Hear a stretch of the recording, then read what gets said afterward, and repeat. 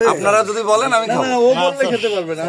আরে কত বল ওইভাবে বানালে তো খাওয়ার উপযোগী হবে না। ও চিনি দিবা দাও। এইটার যে স্যার এইটা হলো খাওয়ার জন্য এটা মানে এটা না আমি বলতে চাচ্ছি তোমার যে কালারটা তুমি এখানে কি কি দিছো? কালার দিছো, জি জি, আর গ্লুকোজ দিছো। তো এই কালারটা তো আমার জন্য ক্ষতি হবে না। এটা তো না না ক্ষতি তো অবশ্যই, এটা তো ক্ষতি অবশ্যই। ক্ষতি অবশ্যই। আপনারা শুনেছেন? ও জানে চাচা আমি কথা বলেন না মামা, কথা বলেন না আপনি কথা বললেন না।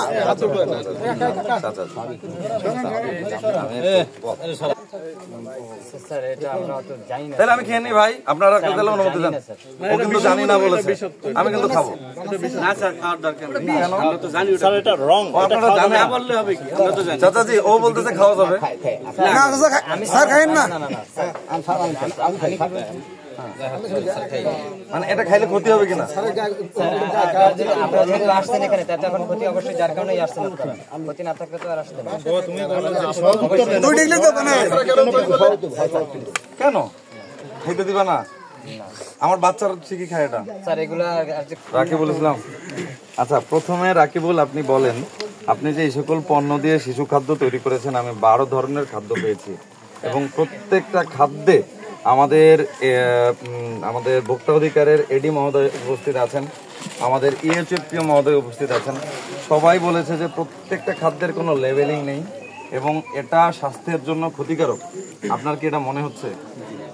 মনে হচ্ছে আপনি যে অপরাধ করছেন আপনি জানেন, ভয় পাওয়ার কিছু নেই, নির্ভয়ে বলেন। মনে হচ্ছে আপনি আপনি আপনি কিন্তু লাইসেন্সের জন্য দৌড়াদৌড়ি করছেন, আমি জানি। লাইসেন্স প্রাপ্তির পরে কাজগুলো করলে ভালো হতো, তাই না? তার আগে আপনি যেগুলো করেছেন, অনুমোদনবিহীন কালার এনেছেন, ফুড গ্রেড বিহীন কালার এনেছেন, এগুলা কি খারাপ কাজ করেছেন? খারাপ করেছেন। আপনি স্বীকার করেন? নির্ভয়ে স্বীকার করেন? হ্যাঁ, আপনার আম্মু এগুলা কেন করেন বলেন তো? আচ্ছা আপনি নির্ভয়ে স্বীকার করছেন? জি আমি স্বীকার করি। সবার সম্মুখে? জি সম্মুখে স্বীকার করি। এত স্বরে কেউ জোর করেনি আপনাকে? না না আমি আচ্ছা এই যে আপনি যে স্বীকার করছেন যে ক্ষতিকারক এই প্রক্রিয়া উৎপাদন করছেন, আমাদের ভোক্তা অধিকার সংরক্ষণ অধিদপ্তরের যে আইন আছে 2009 ভোক্তা অধিকার সংরক্ষণ আইন, এই আইনের বিভিন্ন ধারায় আপনার অপরাধগুলো পড়ে।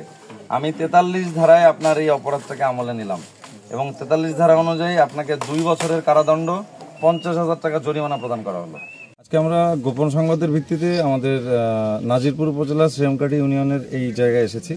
এই জায়গায় এসে আমরা বিভিন্ন অবৈধ প্রক্রিয়ায় এবং মানুষের স্বাস্থ্যের জন্য হানিকর, ক্ষতিকারক এরকম মালামাল প্রস্তুত করতে দেখেছি। বিভিন্ন কোম্পানির মোড়কে এটা করা হয়েছে। এটা আমাদের ভোক্তা অধিকার সংরক্ষণ আইন 2009-এর 43 ধারা অনুযায়ী দণ্ডনীয় অপরাধ।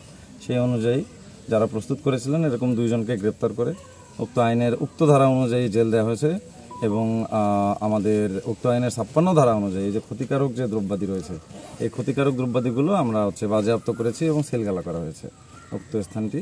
এবং আপনাদের অবগতির জন্য আরও জানাতে চাই, আজকে এই কার্যক্রম যেটা এলাকাবাসীর এবং সাধারণ জনগণের জন্য ক্ষতিকর খাদ্য উৎপাদন হচ্ছিল এখানে, এটা বন্ধ করার জন্য ভূমিকা রেখেছেন আমাদের গোয়েন্দা সংস্থা এবং এখানে সদয় উপস্থিতি আছেন আমাদের নাজিরপুরের থানা প্রতিনিধি, আমাদের ইউচিপিও মহোদয়, আমাদের ভোক্তা অধিকার সংরক্ষণ অধিদপ্তর ফ্যান্টাস্টিক দায়িত্ব পালন করেছেন, পিআইও মহোদয় আছেন, আমাদের ম্যাজিস্ট্রেট এসিলেন সাহেব আছেন। সকলকে ধন্যবাদ, বিশেষ করে সাংবাদিকদের ধন্যবাদ, এলাকাবাসীর সহযোগিতার জন্য বিশেষ ধন্যবাদ। ভালো থাকবেন।